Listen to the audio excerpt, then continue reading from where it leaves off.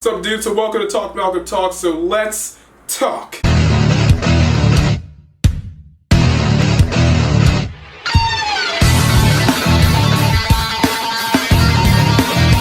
So nothing I'm about to say is breaking news. You guys have probably seen it all over the internet before. You see it on other YouTube channels. You've seen articles everywhere. So this is simply just my opinion. So recently we all heard that WWE's been bidding on trying to buy TNA. TNA, the wrestling show that comes on Thursday. For those who actually don't know what TNA is, it's the second biggest wrestling company in North America. Falling short, like extremely short, like Hornswoggle the Big Show short. So recently there's been a lot of rumors that WWE's actually been bidding on trying to buy TNA because TNA, they've had some financial issues these past couple of years. If you guys haven't watched TNA, recently a guy named Bill Corgan came off screen and talked about how he's the president of TNA. So basically his job off screen just run the day-to-day operations, while Dixie Carter, who's Vince McMahon in a skirt and wig, as a man's a cross-dresser. Now she's more in charge of the long-term future of TNA. Never thought I would say long-term and Dixie Carter in the same sentence. It's 2016, am I right? So WWE and Sinclair Group, they're the people that own ROH, are trying to bid on buying TNA. So Ring of Honor was able to get TNA. That makes them the second biggest wrestling company in North America. So I see why they're at it so hard. And WWE, I mean, I really don't know why they're trying to buy it. Like, haven't you kind of won already? Like, NXT's doing better than TNA. I'm pretty sure FCW did better than TNA. A big rumor has been going on is that WWE's trying to buy it simply because of the video library. Because you have so many guys that have been in TNA or had matches in TNA that if you get their library put on the network, it's easy to make greatest of AJ Styles DVDs. The shirt. If rumors are true and Kurt Angle comes back next year, and Kurt Angle and AJ Styles happen to get a little program together, then you have so many matches to build off of. Same thing goes for guys like Samoa Joe, Austin Aries, and Bobby Roode. And maybe they'll show Dean Ambrose tryout match. Didn't know that? Go look it up. So basically what rumors been saying that TNA was going to bid for $40 million. $40 million. Did you not even think about that as you're writing that? Like, TNA.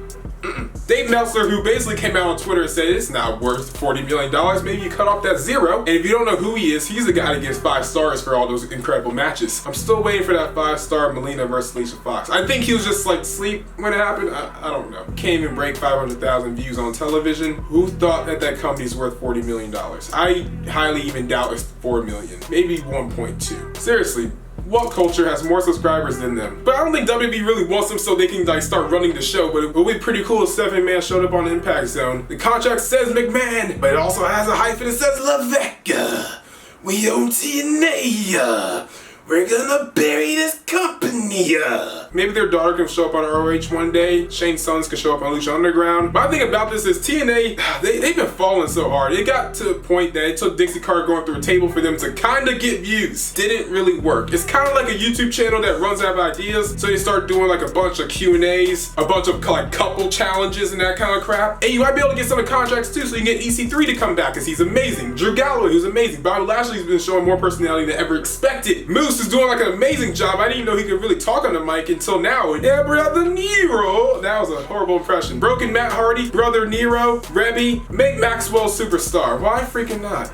If Eva Marie can, why can't he? And since we're still talking about TNA, Brandi Rhodes, who's the wife of Cody Rhodes, also known as former WWE announcer Eden Styles, she is now signed with TNA. Now she'll be a knockout, as she'll be in the ring wrestling. And I'm happy to see that. I'm like, why not? I think she could be really good. She's been putting stuff up on Twitter and showing that she's actually been training, and I'm not gonna say, but good luck. And finally, Ryback. This one kind of bothers me a little bit. Former WWE superstar Ryback, real name Ryan Reeves, has been talking about changing his name to legally be Ryback. No, it's not worth it. To me, what I see in that is just pure freaking laziness. He's trying to pull Ultimate Warrior. Ultimate Warrior was Ultimate Warrior. What it says to me is just like, you couldn't think of another name or another gimmick. Just go by the big guy. I mean, that's what we've been going by anyway. He can go back to Skip Sheffield.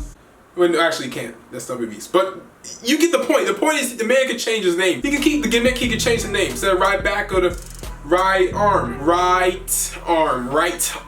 That'll be your name, right arm. Because legally, if his name is Ryback, they can't say he can't wrestle under Ryback because, yeah, that's my name, bro. My whole thing about it is Ryback isn't an actual legend in wrestling to the point where what happens if he has to get a job outside of wrestling? Like, what are you gonna put on a resume? What's your name, sir? My name Ryback. I like protein. I mean, you're probably not gonna watch this, but don't change your name, bro. Be creative. Go by Ryan Reeves. I mean, that sounds pretty intimidating to me. I mean, just look at you. Your traps are bigger than my future. What does that say? Thank you guys for watching the video. Hope you really enjoyed. Make sure to like, comment, share, and always subscribe. And we out.